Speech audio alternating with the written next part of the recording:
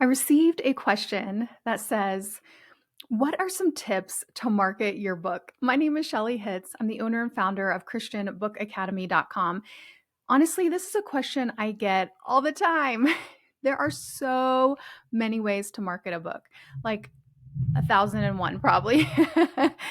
We have so many tools for you inside Christian Book Academy. You can get everything for one price. You're just going to pay a monthly or a yearly membership fee, or you can get them at thebookmarketingshop.com.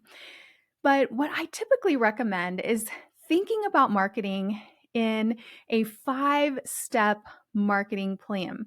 So when you think about it in this way, then you'll be able to determine maybe where are your which steps are you missing? Where do you want to put more energy? And the first step is to attract. Attracting is when you're attracting new readers, people that haven't heard of you yet. It's not your neighbors, your friends, your family, your social media followers. These are people that are brand new to you. And typically, this is the step that a lot of us will, I guess I was trying to sugarcoat it, but a lot of us neglect, and we need to put more time into this step. We try all the other marketing techniques, and then we're like, it's not working. But what you might be missing is this first step of attract. And the three main ways that you attract new readers to what you're doing is, first of all, SEO, search engine optimization. This can be through your blog post. It can be through YouTube. People use YouTube as a search engine. They're typing in their phrase. Pinterest, Amazon is even a search engine. So a lot of times I'll recommend publishing a short Kindle ebook with specific search terms in it that people are looking for that relate to your main book, and use that as a way to attract new people. But SEO, search engine optimization, that's one way to attract new readers. The second way is ads. The main way for authors is Amazon ads.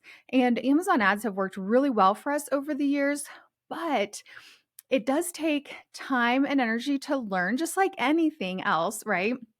You do need to monitor them and make sure that you tweak it, you turn things on and off depending on how much money is getting spent and how many sales you're making. But that can be a great way. There's also BookBub ads, there's other paid ads, and I go into depth on this in Christian Book Academy. And then, so you have SEO, paid ads, and then you have collaborations. This is where you do like guest interviews on podcasts or guest blogging, or you get featured as a speaker at someone's event or their summit or conference. There are so many ways to do collaborations, and some of them don't require speaking. We have a training in Christian Book Academy called Solo Email Swaps. In fact, we have an entire module called Courageous Writer, all about collaborations. I call it Courageous Writer because it does require a lot of courage to do collaborations. But we have so many ideas for you in there. But solo email swaps are for those of you that already have an email list and you have, I would say, at least 50 to 100 subscribers. And then you can begin reaching out to other authors or other people in your field or your niche. And you can share their book with your audience and they can share yours with theirs. And there's so many ways to do this. And so that's just one way. And like I said, I cover tons and tons of ways to do collaborations in that module for you. And then that's attract. So that's where you're going to find new people for your books through SEO, through ads, through collaborations. And there may be some other ways too, but that's typically going to be the new ways. Another way is just word of mouth, of people just talking about your book and sharing it and spreading it. And because they're so excited about it, they're so delighted about it. And so definitely referrals and word of mouth is in there as well. The second step is to engage. And this is where I recommend that every author set up an email subscription service. So you create a compelling gift related to your book, and then you ask people to enter their name and email address to get that gift. And so it can be many different things. It doesn't have to be the typical PDF download. But like our Kingdom Writers Conference, we offer it for free to sign up. But the way you pay for that is with your name and email address. So you sign up to our email address to get access to our different events. So, some people have webinars that they host, but it could be as simple as a PDF. It could be an audio or a video that you create. There are so many ways to create great gifts, whether you're fiction, nonfiction, children's book author, whatever kind of book you've written.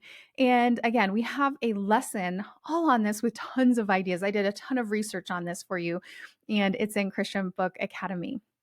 First step is attract, finding those new people. And this is the step that's often missing for most authors' marketing plan. Second is to engage. Typically, for us, it's going to be asking someone to sign up for our email list. Number 3 is to nurture. Now, this is the step I think most people spend so much of their time is blogging, podcasting, creating YouTube videos, social media content, emailing a email subscription list regularly. This is the content that most of us think about when we think about marketing, right? You think about, I got to blog, or I've got to post on social media, or I've got to do this or that. But that's really what would be considered nurture content. And that's for people who have already known about you. They're in your audience. They're following you in some way. And now you're nurturing them so they can grow to know, like, and trust you. That is marketing. It's building a relationship. It's not being a sleazy used car salesman with your bullhorn on the side of the road. It's building a relationship, and selling is helping. It's serving someone else. It's providing something that they want or need, whether it's entertaining through fiction, or they're learning something new through nonfiction, or maybe a devotional that they get inspired and draw closer to God, or personal growth. So you're doing something that's helping someone and building a relationship with them through this nurture content. Now, you don't have to go overboard on this. I see so many people just doing way, way, way too much of this and not enough of the attract, right? Now, if you're in that cycle, my challenge to you is to back off a little bit on some of the nurture, and I'll do something to nurture. For me, I do a weekly podcast episode, and I'm keeping them short. They're like 10 to 15 minutes usually. And then once a week, I send out an email to my email subscriber list, and it includes a link to that podcast, but also some inspirational content. You don't have to go overboard. It can even be once a month that you send something. So attract is stage number 1, where you're finding new readers.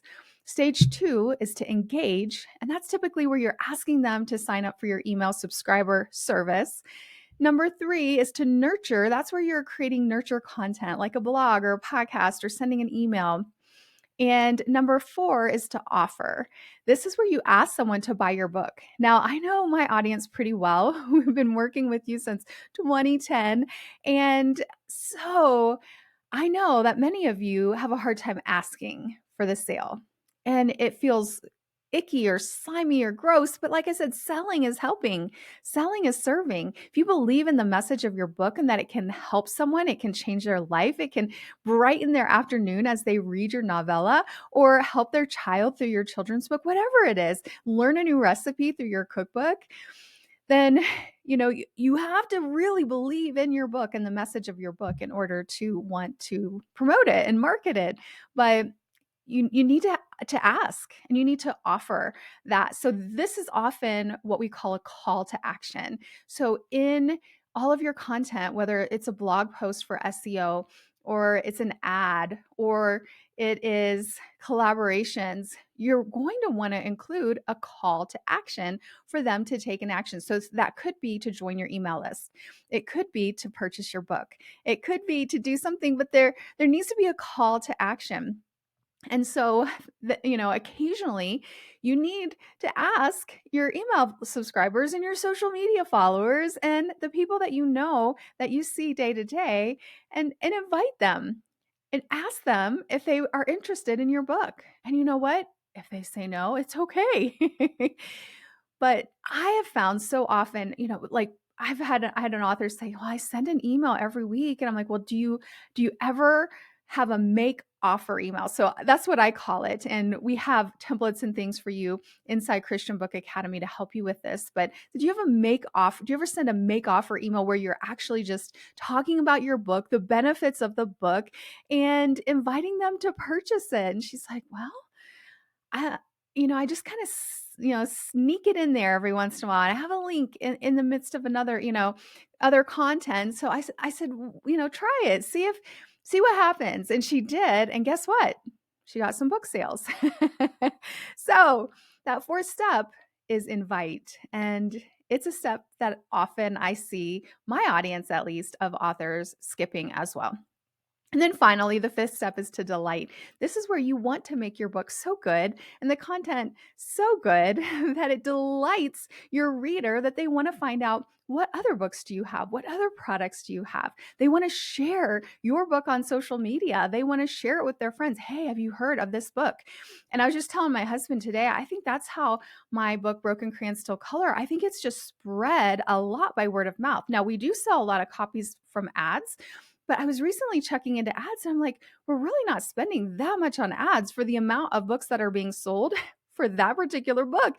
And so I think a lot of it has ended up happening through word of mouth. And so when you delight your reader and you over deliver, or you help them to get a result, or you really entertain them with your book, they're going to want to share with other people. And that takes us back, right, to step one of attracting. And one of the attract methods I mentioned was referrals. So I hope this was helpful. It just gives you a framework to put the things in, and then you can have your business meetings with God. I recommend once a week, asking Him for strategy, for wisdom.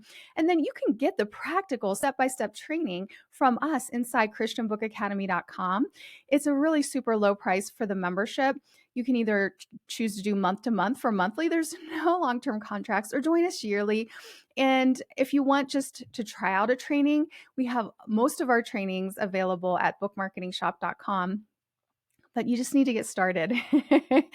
Pick something from the attract step and start growing your audience. Start getting in front of new people, and ultimately leave the results to God. But it does take time, takes effort, and it's worth it. It is so worth it, because there are people right now waiting for your book, waiting for the message your book contains, and God is able to use it to impact lives. I hope this was helpful, and I'll talk to you next time. Bye-bye.